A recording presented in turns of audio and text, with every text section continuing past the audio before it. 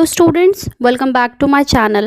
In this video, I'm going to explain the poem explanation of grade 6 NCERT Honeysuckle and the name of the poem is The Wonderful Words. Students आज हम पढ़ने वाले हैं class 6 की जो poem है आपकी वंडरफुल वर्ड्स की, जो हनीसकल बुक से ली गई है इंग्लिश सब्जेक्ट की। तो चलिए पढ़ना शुरू करते हैं। Wonderful words. Imagine a world without language. सोचो, इमेजिन करो कि कोई एक वर्ल्ड है, एक संसार है जिसकी कोई भी भाषा नहीं है, कोई भी लैंग्वेज नहीं है। All human speaks at least one language. आपको पता है कि सारे ह्यूमंस जो होते हैं वो एक न एक लैंग्वेज तो बोलते ही हैं।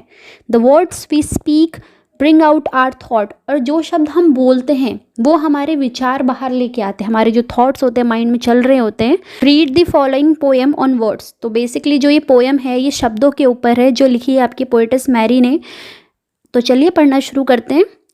This poem is basically all about the importance of language and language skills which shape the ideas of the mind.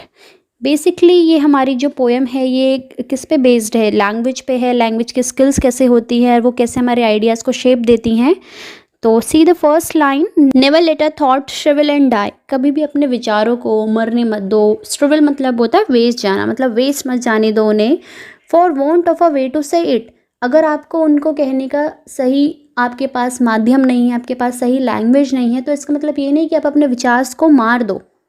For English is a wonderful game. क्योंकि यहाँ पे बेसिकली इंग्लिश के बारे में बात कर रहे हैं। वैसे सारी लैंग्वेजेस अच्छी होती हैं, लेकिन यहाँ पे इंग्लिश के लिए बोल रहे हैं। तो जो इंग्लिश है वो एक बहुत वंडरफुल गेम है। गेम यहाँ पे ये नहीं खेलने वाले सेंस में, गेम यहाँ पे लैंग्वेज पे फोकस्ड किया है कि बहुत इंटरेस्ट लैंग्वेज है। Means what the poet want to say in these 3 lines, what he is trying to say that he is saying that never let any idea or thought die. In other words, if we talk about, never let it go without giving it expression. Just because you don't know how to speak or how to use the right words. Because English is a very rich language which is full of treasure. And all you can play it. Play यहाँ पे use करने के sense में है कि जितने भी जो शब्द होते हैं वो आप अच्छे से यूज़ कर सकते हो। All that you do is match the word. Basically आपको क्या करना है, देखो आप लोगों ने कभी मैचिंग करी होगी अपने दूसरे सब्जेक्ट्स में, या इंग्लिश में भी होता है कभी कभी मैच द फॉलोइंग होते हैं, जहाँ से आपको लेफ्ट से राइट कॉलम को मैच करना होता है। तो आपको सेम यही करना है इसमें। All that you do is match the word. आपको क्या करना है, जो आपके अलग अलग वर्ड्स जम्बल वर्ड हो गए इधर उधर, उनको एक सही मैच करते हुए लाना है to the brightest thought in your head. और जो भी अच्छे विचार आपके दिमाग में चल रहे हैं वो आपको बोलना है, so that they can come out clear and true.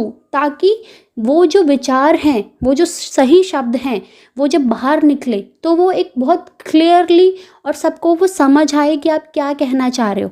आपके वर्ड्स अगर राइट होंगे तो सामने वाले को वो ईजिली समझ भी आएंगे और वो क्लियर होंगे। And handsomely groomed and fed for many of the loveliest thing have never yet been said. Handsomely groomed के बारे में मतलब बहुत ही कस्टमाइज्ड वे में अच्छे से तैयार होके, एलिगेंट होके, अट्रैक्टिव होके। और फेड यहाँ पे नर्चर्ड के लिए यूज़ करा है, मतलब बिल्कुल ही फेड करना। जैसे आप ये कह सकते हैं कि जब हम वो बाहर आएंगे, जब आप उन शब्दों को बाहर निकालेंगे अपने थ्रू माउथ, वो साफ होंगे, क्लियर होंगे और ऐसे होंगे कि उन्हें अच्छे से तैयार किया हो। मीन्स कस्टमाइज तरीके से, बिल्कुल प्रिपेयर्ड, ऑलरेडी बिल्कुल सटीक तैयार हुए होके। एंड फेड, और उन फेड मतलब इन द सेंस यहाँ पे ये इसलिए यूज़ को है, यहाँ पे वर्ड्स को बोला जा रहा है। जो आपके जो वर्ड्स हैं वो आपके थॉट्स को फेड कर देते हैं। For many of the loveliest thing, क्योंकि जो बहुत सारी चीज़ें होती हैं, बहुत सारी चीज़ें आप कहना चाहते हो, have never yet been said, और वो नहीं कह पाते हो जस्ट बिकॉज कि आप वो राइट वर्ड्स यूज़ नहीं कर रहे हो। In these line what the poet want to say that he is saying that all you can play with means everyone can use it effectively. जो आपने स्टार्टिंग में भी पढ़ा था बीच में कि प्ले वाला जो वर्ड आया था, उसका मतलब यही है कि हर कोई उनके साथ बहुत अच्छे से खेल सकता है, अच्छे से उन शब्दों को इस्तेमाल करके यूज़ कर सकता है। जस्ट टू का एग्जाम्पल, जैसे आप लोग रेडी होते हो, किसी पार्टी में आपको जाना होता है, तो आप बिल्कुल जब पूरी प्रॉपरली ग्रूम्ड हो जाते हो, ड्रेसअप हो जाते हो, तो सामने वाले से पूछते हो कि that how I am looking, या नॉर्मली एक फीलिंग होती है कि सामने वाला हमें बताए कि हम कैसे लग रहे हैं। तो अगर वो नॉर्मली फाइन बोलता है तो may be sometimes you get confused कि सिर्फ ठीक ठाक, बट अगर वही सेम इंसान आपको कुछ और अच्छे कमेंट्स करता है तो you think that This is wow. So this is the magic of words. What the poet want to say that in these line more, that you can find the perfect word for the thought or ideas in your head and give it to a clear expression. आपके दिमाग में जो words चल रहे, जो ideas चल रहे हैं, उनको अच्छे से थॉट्स पे, उनको अच्छे से वर्ड्स में जब आप बाहर निकालते हो तो उनका एक्सप्रेशन, उनका समझने का तरीका बहुत क्लियरली हो जाता है, so that people can understand it very clearly and nicely, ताकि जो सामने वाला है वो उन बातों को अच्छे से समझ सके, सोच सके. Don't think that you can not do it. ये मत सोचो कि आप ये नहीं कर सकते हो. There are yet many good things, the most beautiful ones which have not been said and done just because of lack of nurturing and lack of words and knowledge.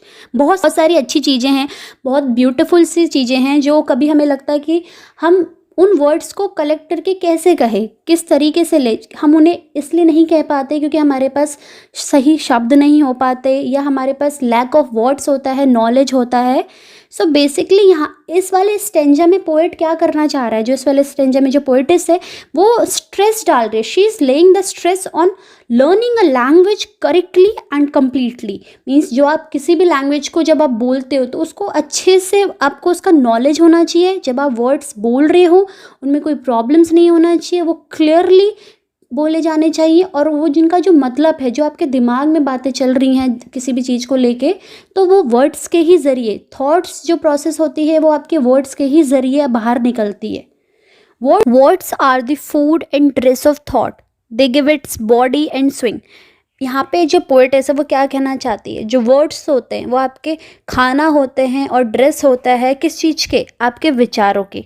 वो उन्हें क्या प्रोवाइड करते हैं, they provide them with the structure and shape. वो उन्हें structure और एक shape provide करते हैं, उनको एक अच्छा सा फिजिकल, आप कह सकते हैं, एक बॉडी देते हैं, स्ट्रॉन्ग देते हैं, जिससे उनके जो थॉट्स होते हैं वो स्विंग, मीन्स उनको एक रिदम मिल जाता है. वर्ड्स को यूज़ करना इतना इंपॉर्टेंट क्यों है, because and everyone's longing today to hear some fresh and beautiful things.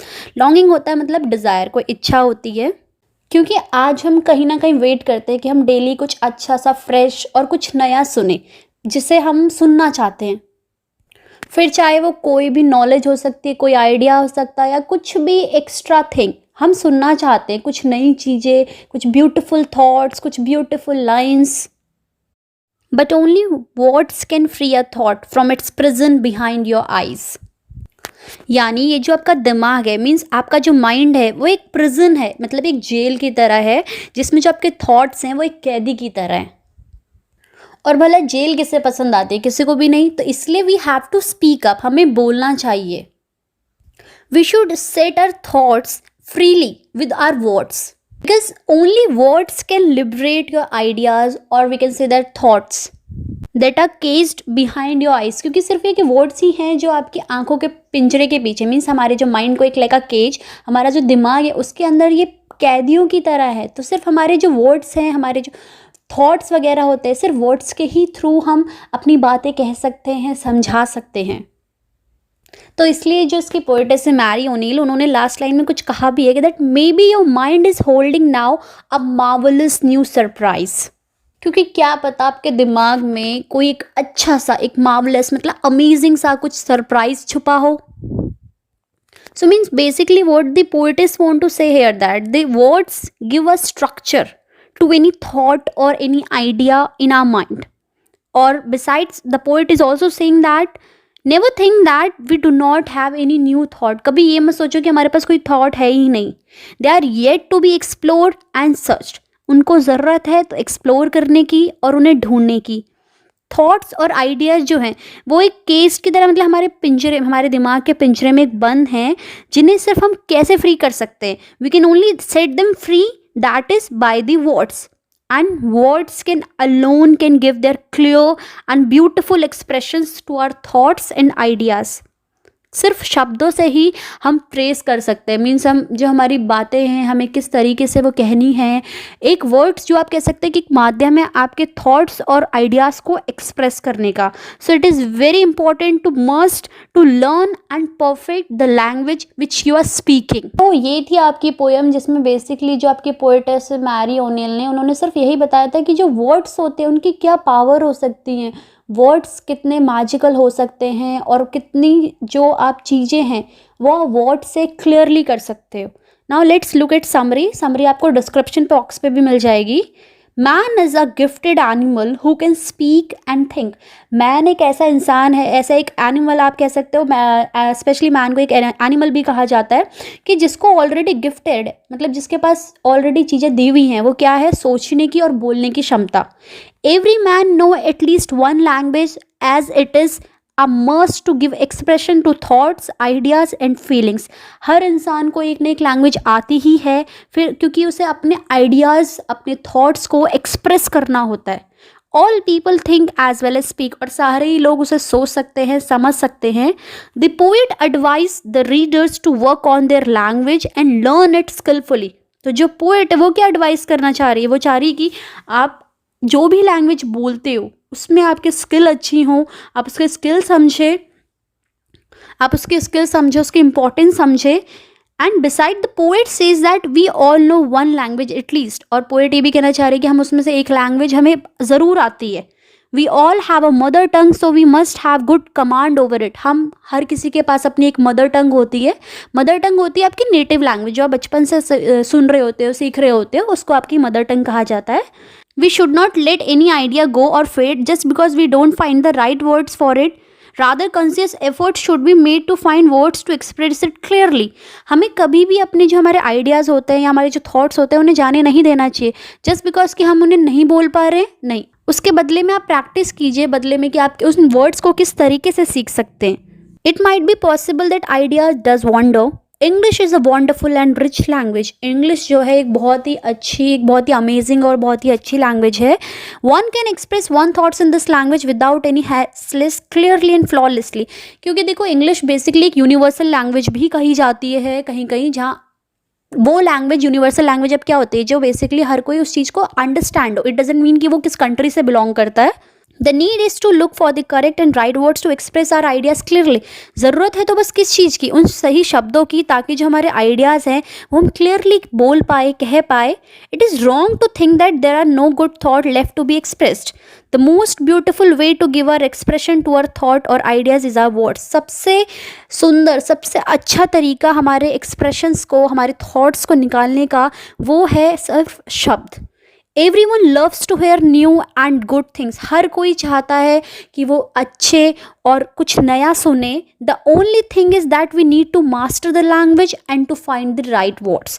ज़रूरत है तो सिर्फ किस चीज़ की, हमें उन शब्दों के, उस लैंग्वेज के ऊपर मास्टरी करने की, हमें उन शब्दों को समझने की, सही शब्द का सही जगह इस्तेमाल करने की।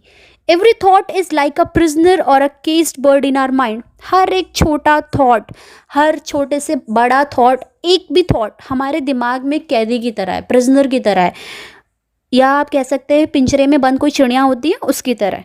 We can set that idea free with the help of words. और हम उस आइडिया को कैसे फ्री कर सकते हैं, सिर्फ हमारे शब्दों के ज़रिए। It is quite possible that all the thought may be marvellous. और कभी कभी ये हो सकता है कि वो जो थॉट है, आपके दिमाग में जो विचार हैं, वो बहुत मार्वलस हो सकते हैं, बहुत अमेजिंग हो सकते हैं। ये थी आपकी poem explanation the wonderful words. Comment section में ज़रूर बताइए कि आपके लिए वर्ड्स की क्या डेफिनेशन है, means words, what are the words, what do you understand by the words.